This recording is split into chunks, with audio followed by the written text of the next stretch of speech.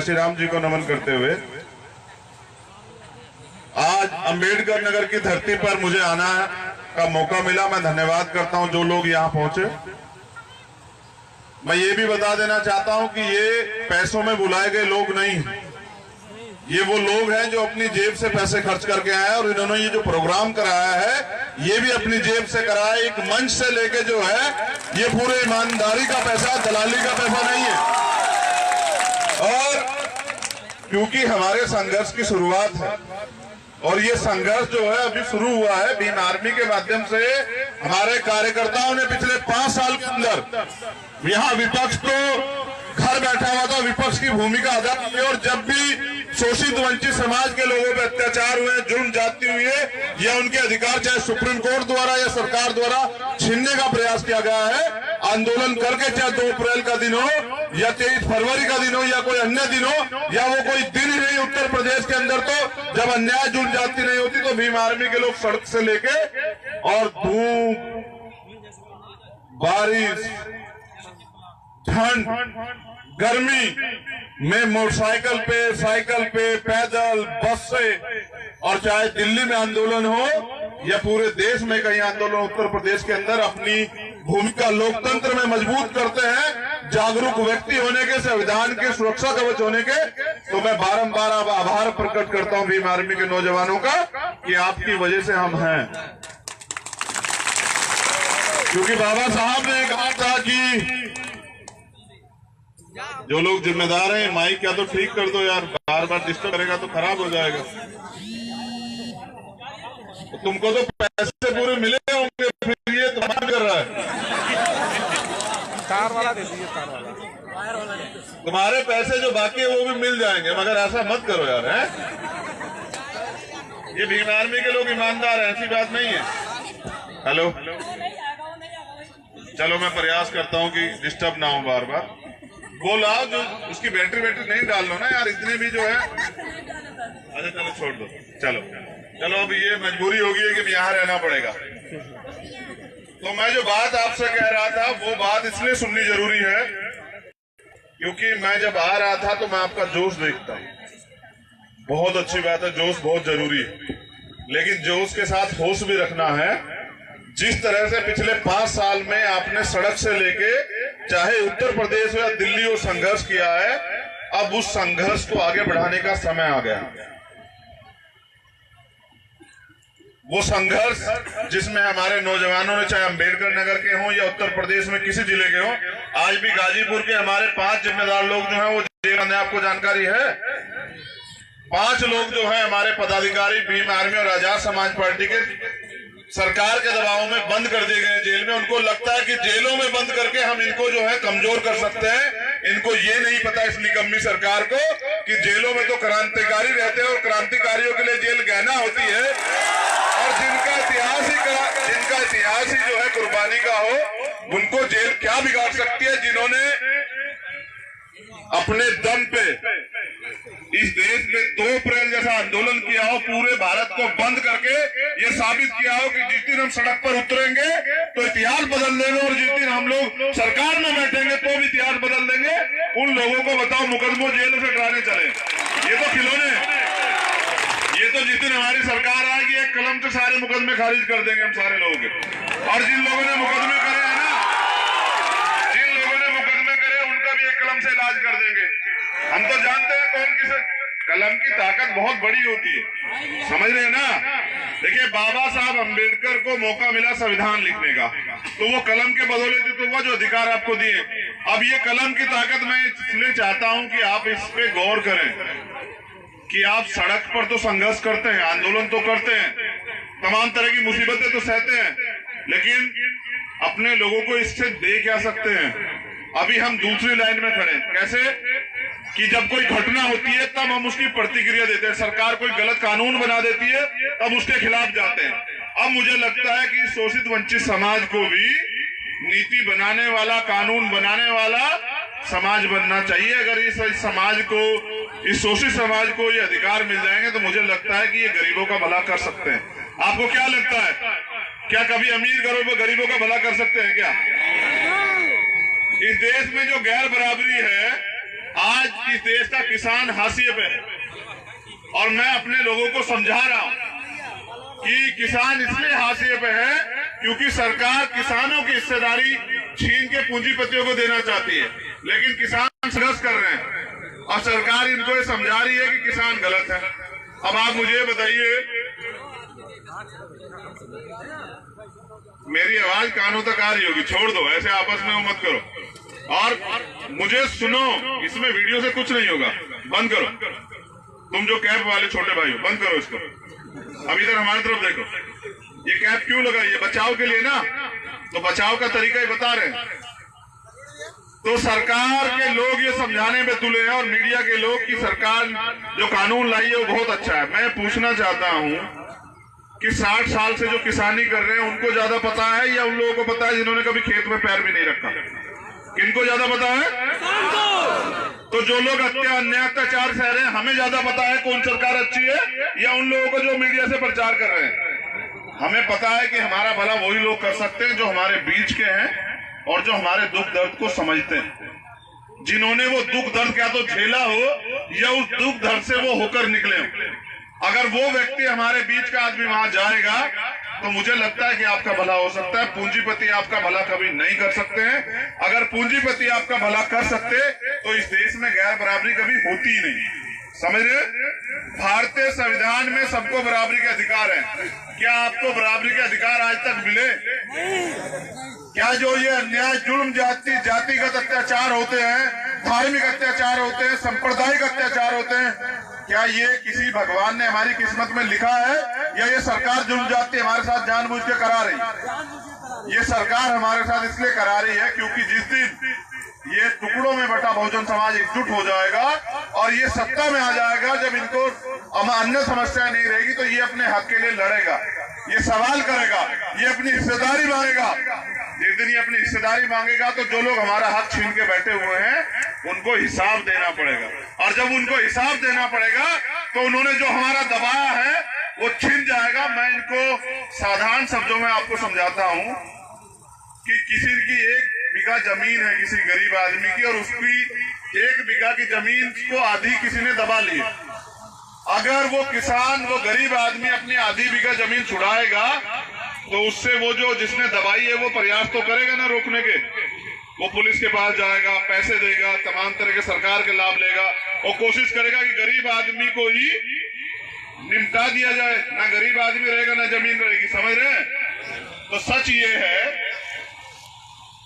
कि आपका अगर पेट भर जाएगा, आपकी अगर दैनिक समस्याएं दूर हो जाएंगी तो आप सवाल करोगे तो हक की बात पैदा होगी, और हक की बात पैदा होगी तो पूंजीपतियों से, दलालों से बहुत सारी चीजें छिन जाएंगी। और सरकार को ये नहीं चाहिए क्योंकि आपका पेट भर जाए। मैं आपको लोकतंत्र समझाना चाहता हूं, लोकतंत्र क्या होता है। नौजवान मेरी बात पे बड़ा गौर करें। लोकतंत्र इसलिए बनाया गया था कि अंतिम व्यक्ति को भी वो अधिकार मिले जो एक अमीर को मिलते हैं, वो एक गरीब को भी अधिकार मिले, इसलिए लोकतंत्र बनाया गया। और लोकतंत्र की नींव ये थी कि एक सिस्टम बना दिया जाए जिसमें कड़ी दर कड़ी जो है चीजें आखिरी व्यक्ति तक भी पहुंच जाए। इसलिए प्रशासन बना, इसलिए मीडिया बनी, इसलिए सरकारें बनती हैं, इसलिए जुडिशरी, सब चीजें इसलिए। और लोकतंत्र में मेरी माताएं बहनें गौर करें जरा सा, रोटी, कपड़ा, मकान, आपकी पढ़ाई, आपका इलाज, आपकी सुरक्षा और आपका रोजगार, ये 7 चीजें की गारंटी भारतीय संविधान देता है कि प्रत्येक व्यक्ति को ये सरकार देगी। मैं दोबारा बताऊं आपको, या समझ आइए मेरी बात? मैं एक और बार बताता हूं, नौजवान सुने कि आपका हक कहां डकारा गया, किसने छीन रखा है। आपका मकान, आपकी रोटी, आपका कपड़ा, आपकी पढ़ाई, आपका इलाज, आपकी सुरक्षा और आपको रोजगार कौन देगा? सरकार। इसलिए तो हम लोग वोट देते हैं कि ये लोग जाके हमारे यहाँ काम करेंगे, हमारी सड़क बनवाएंगे, अच्छे हॉस्पिटल बनवाएंगे, अच्छे स्कूल बनवाएंगे, हमें जो सुविधाएं सरकार देती है वो देंगे। लेकिन सरकार क्या कर रही है? उत्तर प्रदेश में बिजली आती है 7.5 रुपए यूनिट। पूरे देश में कहीं नहीं आती, उत्तर प्रदेश में आती जैसे सोने के तारों में आ रही हो। क्योंकि पैसे तो आपको हमें देने हैं, गरीबों को।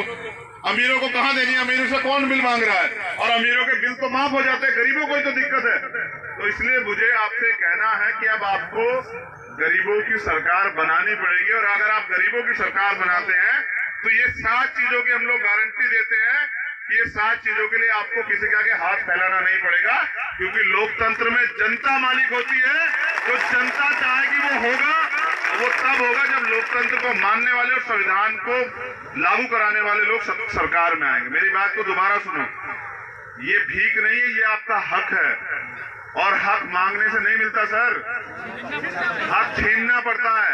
इसलिए मैं आपसे कह रहा हूं कि जो आपके हक दबाए गए वो आप तब छीन सकते हैं जब आप सरकार में आ जाते हैं। और सरकार में आने के लिए आपको करना क्या है ये भी जान लीजिए।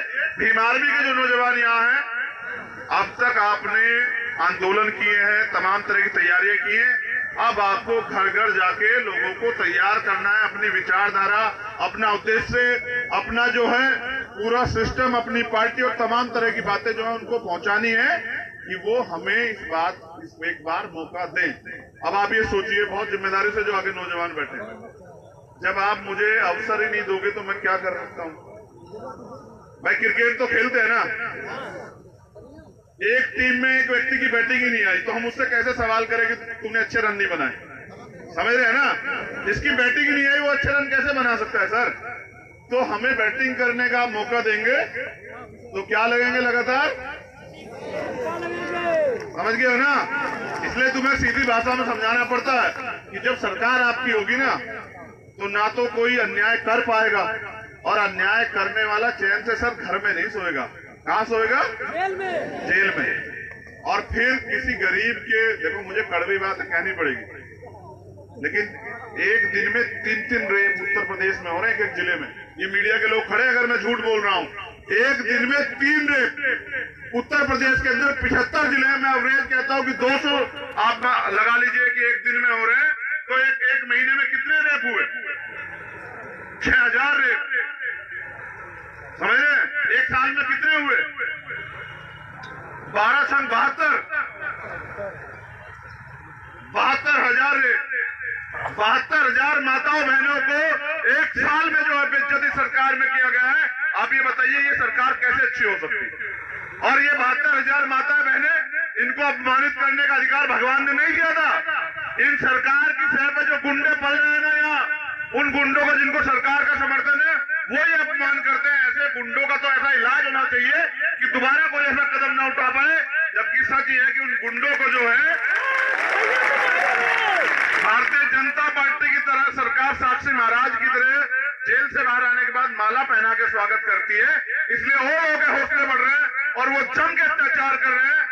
अब इस अत्याचार को जवाब देने का समय आ चुका है। नौजवान दोस्तों, मेरी माताओं बहनों, अब मौका आ गया है आप लोगों के पास। 1 साल बाकी है। जो लोग यहाँ बैठे हैं वो पूरी जिम्मेदारी से बता सकते हैं भीम आर्मी के, क्या मैंने जो वादा आपसे किया कभी वो ऐसा हुआ कि मैंने नहीं निभाया? अगर मैं झूठ बोल रहा हूं तो बिल्कुल यही नकार देना। जो मैंने वादा आपसे किया वो निभाया नहीं निभाया? क्या कभी आपके मान सम्मान को कमजोर पड़ने दिया?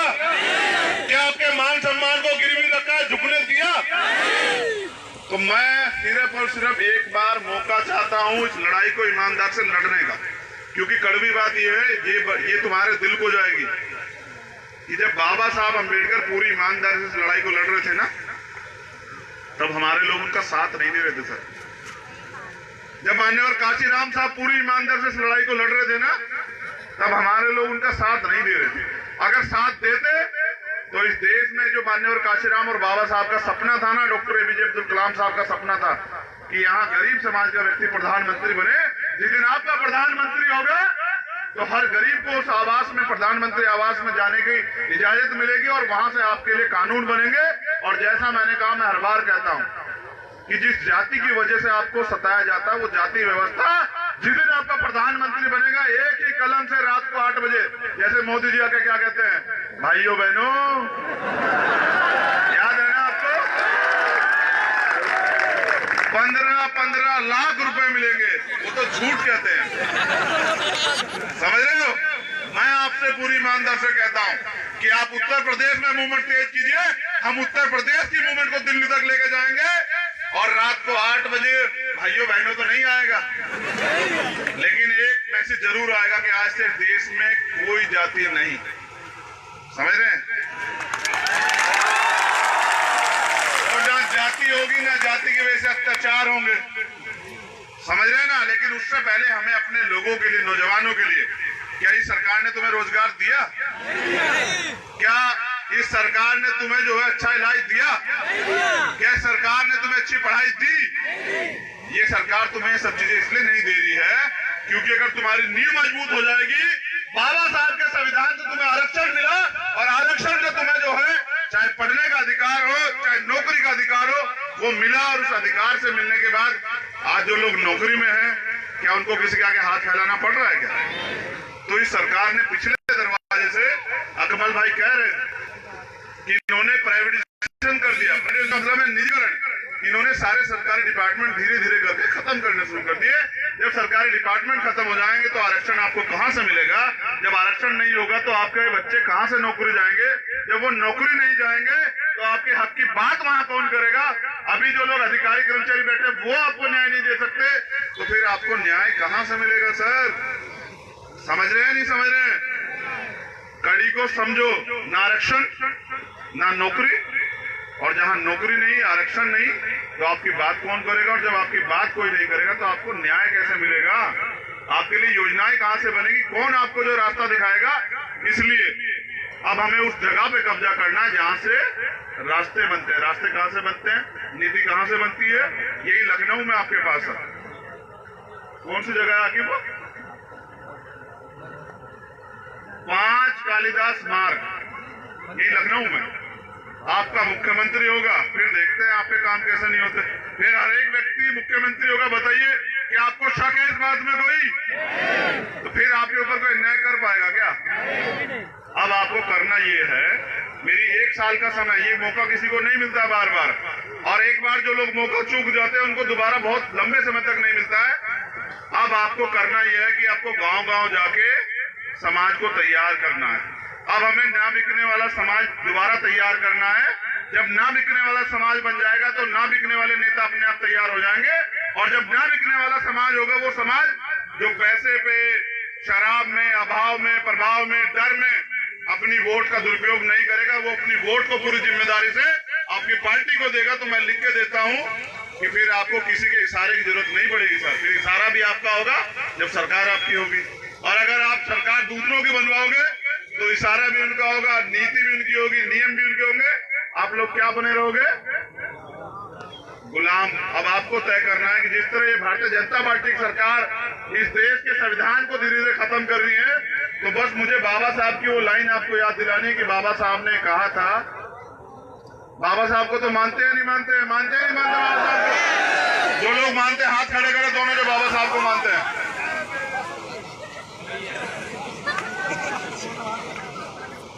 मीडिया के लोग नहीं मानते वो एक अलग बात है, मगर वो भी मानते हैं क्योंकि संविधान को तो चलना पड़ता है ना सर। तो मैं आपसे ये कह रहा था कि बाबा साहब ने बात कही थी, बहुत गंभीर बात है। प्यार करते हैं ना बाबा साहब से कि मुझे मेरे बच्चों मरा हुआ मत समझना, जब तक संविधान जिंदा है मैं जिंदा। अगर आप संविधान को सुरक्षित रखेंगे तो बाबा साहब हमारे भी सुरक्षित रहेंगे, क्योंकि बाबा साहब जो चाहते थे ना वही तो उन्होंने संविधान में लिखा है। अब ये जो मीडिया के लोग हैं ना, मुझे इन पे भी एक बात याद आ गई कि हाथरस वाला मामला हुआ, 2 दिन मीडिया के लोगों को नहीं घुसने दिया। मैं गलत कहूंगा तो बताना भाइयों। तो मीडिया के लोगों ने कहा भाई ये देखो सरकार बहुत गुंडागर्दी कर रही है, मीडिया को नहीं जाने दे रही है। वो इनके ऊपर भी झूठे मुकदमे रखती है। वो जैसे इनके खिलाफ, सरकार खिलाफ ये कुछ चला देते हैं ना, तो वो सीबीआई, ईडी वाले, इनकम टैक्स वाले भेज देते हैं इनके यहाँ, और एक आधी FIR कर देते हैं। तो ये बेचारे डर जाते हैं। मैं पूर्ण जिम्मेदारी से कहता हूँ, आप अपने काम को पूरी ईमानदारी से करो और आपके ऊपर कोई आंच नहीं आएगी। आपको भी सुरक्षित माहौल देने का काम करेंगे। और उत्तर प्रदेश में तो पुलिस ही सुरक्षित नहीं है, पुलिस को भी सुरक्षा का माहौल देने का काम हम लोग करेंगे। इंडियन आर्मी एक सोच है, एक विचार है अन्याय के खिलाफ। अपमान के खिलाफ। भीम आर्मी की किसी जाति से लड़ाई नहीं है, किसी धर्म से लड़ाई नहीं है। हम तो संविधान को मानने वाले लोग हैं और भारतीय संविधान में तो आर्टिकल 25-26 है, सभी को धार्मिक आजादी, सब अपने धर्म को माने, अपने उत्सव को मनाएं, अपनी पूजा पाठ करें। लेकिन हमारे लोगों को इस देश में हक अधिकार चाहिए और वो हम छीन के लेंगे, उसकी तैयारी आपको करनी पड़ेगी। ये कहने के लिए मैं अम्बेडकर नगर आया हूं बस, कि आप चाहते हैं कि ये जो जुल्म जाति की जिंदगी आप जी रहे हैं, ये जो कच्चे मकान और तरह तरह की जो है बेदर्दी की जिंदगी आप जी रहे हैं, आप इससे मुक्ति चाहते हैं नहीं चाहते हैं?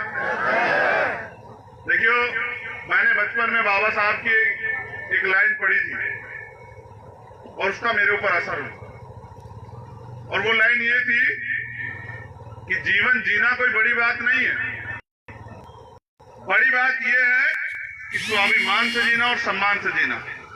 अब आप तय करें कि आप सम्मान का जीवन जी पा रहे हैं, आप अपमान के जीवन से मुक्ति चाहते हैं नहीं चाहते हैं? वो तभी मिलेगी जब आप सत्ता में प्रवेश कर जाएंगे, और सत्ता में प्रवेश करने के लिए कोई मुश्किल काम नहीं है। हम ही लोग तो वोट देते हैं, बहुजन समाज के लोग और कोई वोट देता है क्या? हम ही तो देते हैं। ज्यादा वोट किसकी है? हमारी सरकार किसकी होनी चाहिए? लोकतंत्र बना पता क्यों था? लोकतंत्र इसलिए बना था कि जिसके ज्यादा वोट होंगी उसका राज आएगा और वो अपने लोगों के जीवन में बदलाव करेगा। अब वोट आपके राज किसका है? आरएसएस और भाजपा के लोगों का। तो जब आरएसएस भाजपा के लोगों का राज है, आज वो अपने एजेंडे को लागू नहीं करेंगे तो वो क्या आज तुम्हारा काम करेंगे? अगर आपको अपना काम करवाना है ना सर, तो अपनी सरकार बनानी पड़ेगी, और आपकी सरकार होगी तो बिना कहे आपके काम होंगे। फिर आपको पछताना, रोकना, ढोकना, रोना धोना, ये सब चीजें नहीं पड़ेगी। फिर किसी बहन पे ना अत्याचार होगा, चाहे वो किसी धर्म की हो। फिर किसी बुजुर्ग का ना अपमान किया जाएगा, ना कोई किसी को घोड़ी से उतारेगा, ना कोई किसी की मूछें काट पाएगा, ना ही कोई जमींदार या कोई ताकतवर आदमी किसी गरीब को सता पाएगा, ना कोई किसी के पैसे रख पाएगा, ना कोई किसी की जमीन छीन पाएगा, ना हमारे लोगों को मजबूरी में तुम जाके देखो भट्टा आया ही है, और ये सारे देखना कि कौन गरीब समाज के लोग यहाँ काम करते हैं और उधार ही नहीं चुका पाते बेचारे। अब मुझे भट्टे वाले भाई से कोई दिक्कत नहीं है, लेकिन मैं चाहता हूं कि हमारे लोग भट्टे पे काम क्यों करें सर? क्या कहीं किसी किताब में लिखा हुआ है कि हम ही लोग करेंगे भट्टे पे काम? हम तो भट्टा अपना बना सकते हैं, क्यों नहीं बना सकते? जिसमें दम अपना भट्टा बना लेगा तो हम आने वाले कल में अपने लोगों को रोजगार देंगे और उनकी तमाम तरह की परेशानियों को खत्म करेंगे। उसके लिए मुझे आपका समर्थन चाहिए, आपका सपोर्ट चाहिए, आपका प्यार चाहिए, अपनी माताओं बहनों का आशीर्वाद चाहिए। मैं ये तो विश्वास से कह सकता हूँ कि जितनी माताएं बहनें हैं वो तो अपने बेटे अपने भाई की तरफ है। अब नौजवानों का और बुजुर्गों का देखना है कि वो किसकी तरफ है। एक बार मैं पूछ लेता हूँ, रुक जाओ, झूठा नहीं चलेगा। ये बताओ माताएं बहनें किसके साथ है? दोनों हाथ उठा के बताओगे तो मानूंगा। पक्का मेरे साथ हो ना? ऐसा तो नहीं किसी की बातों बहकाओं में आके या कोई किसी लालच में आके भूल जाओगे बेटे को? पक्का? अच्छा, अब आपकी बारी, किसके साथ हो बताओ? तुम दोनों हाथ नहीं, मैं कह रहा हूं दोनों हाथ उठा के रखो तभी मानूंगा। किसके साथ हो? खड़ा होकर बताओ किसके साथ हो? खड़ा होकर बताओ किसके साथ हो? चलो फिर एक बार बैठ जाओ।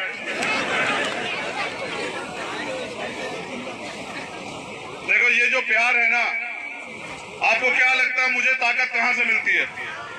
आपके जोश जुनून से मुझे ताकत मिलती है, और मुझे विश्वास मिलता है कि अभी हमारी शुरुआत है, धीरे धीरे हम लोग काम करेंगे। आज हम लोग यहाँ इस सीमा पे हैं हजारों की संख्या में। कल जब हमारे नौजवान गांव क्षेत्र में जाकर काम करेंगे, अपनी बात बताएंगे, लोगों को जोड़ने का काम करेंगे, तो हम लोग लाखों की संख्या में हो जाएंगे। और जब वो लाखों लोग काम करेंगे आने वाले कल में, तो हम करोड़ों की संख्या में हो जाएंगे। और जब हम करोड़ों की संख्या में हो जाएंगे तो भैया राज किसका आएगा? और जब आपका राज आएगा तो क्या आपको यहाँ जमीन पे बैठना पड़ेगा? तो मैं चांदी की कुर्सियां लगवा दूंगा लाइन से सब लोगों के लिए, समझ रहे हो?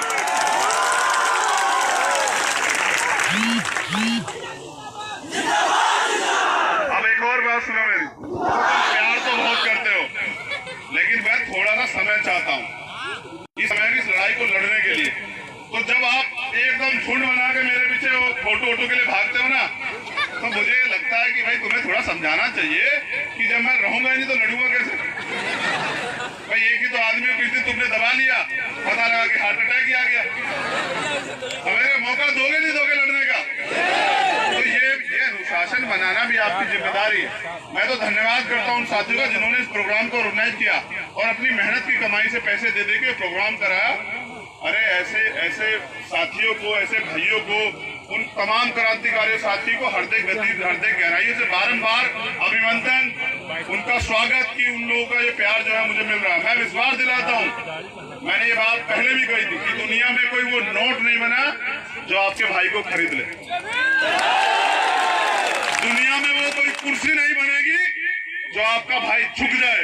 और मैं अपने नौजवानों से भी कहना चाहता हूँ, मैंने वहां भी कहा अभी के निखिल जी के घर पे कि भाई मैं तुम्हें स्वाभिमान का ऐसे सीना तान के खड़ा होना सिखा रहा हूँ और तुम ऐसे झुक जाते हो। झुकते झुकते रीढ़ की हड्डी तुम्हारी ऐसी होगी है और जब तुम्हारी रीढ़ की हड्डी ऐसे हो जाएगी और तुम झुक के नीचे देखोगे तो फिर तुम्हें पता ही नहीं होगा कि तुम्हारे सामने क्या हो रहा है। तो सीना ऐसे तान के रखो, ये झुकना बंद कर दो, अपने बुजुर्गों के सम्मान में झुको, बहुत अच्छी बात है। लेकिन मुझे, मेरे ऊपर ये उपकार करो कि मुझे पैर वैर छुआना बाबा साहब नहीं चाहते थे, मैं बाबा साहब को मानता हूँ, मुझे इस बात से घृणा है। हमारे बड़े बड़े लोग जो है पैरों की तरफ हाथ करते हैं, मैं तो आपका बेटा हूँ, अपने खून की कोई पैर छूता क्या, बताइए कैसी बात है। आज के बाद मैं बी अम्बेडकर की धरती से कह रहा हूँ कि ये सब चीजें बंद होनी चाहिए, ठीक है। और एक और रिक्वेस्ट आपकी ये मेरी ये है भाई कि अनुशासन को बनाइए। एक आम आदमी में और एक आर्मी के सिपाही में क्या फर्क है, दिखता है ना दोनों फर्क। एक के अंदर अनुशासन होता है और एक जो है उसको पता ही नहीं होता क्या करना है। तो अगर भीम आर्मी के लोग अनुशासित नहीं होंगे तो फिर कौन अनुशासित होगा बताइए। फिर तो मेरे ऊपर शक हो जाएगा ना कि भाई चंद्रशेखर ने कुछ समझाया नहीं, तैयार नहीं किया, तो इससे पहले में गलती हुई होगी आपको समझानी, आज समझा रहा हूं। जो जहां जिसकी जिम्मेदारी लगे, समझ रहे हो ना, वो उस जिम्मेदारी पे काम करके साबित करे कि मैं इस जिम्मेदारी के लिए सबसे बेहतरीन उम्मीदवार था और मैं ये करके दिखाऊंगा। और मुझे सिर्फ 1 साल चाहिए आपका, उस 1 साल के बाद मैं आपको वो माहौल दूंगा कि मैं लिख के देता हूं कि फिर किसी गरीब को जो है सोचना नहीं पड़ेगा, सारे गरीब हमारी तरफ आ जाएंगे, उनको ये लग जाएगा कि भाई ये हमारे सबसे अच्छे और हमारी अपनी सरकार है, ठीक है। तो मैं जरा मीडिया के लोगों से बात कर लूं, आज अनुशासन बना के दिखाओ, हर व्यक्ति अपनी जगह बैठा रहेगा। मैं एक बार इनसे बात करके इनको फ्री कर दूं, फिर मैं अपनी बहनों से, मैंने वादा किया था, जो बहनें वादी कि मैं आपके साथ फोटो खिंचवाऊंगा, मैं जिम्मेदारी से कहता हूँ कि अगले आधे घंटे में आपके फोटो जरूर खिंचवाऊंगा, लेकिन शर्त एक है, अगर आप अनुशासन तोड़ोगे फिर नहीं खिंचवाऊंगा। पहले इनसे बात होगी, फिर जो बहनें बैठी है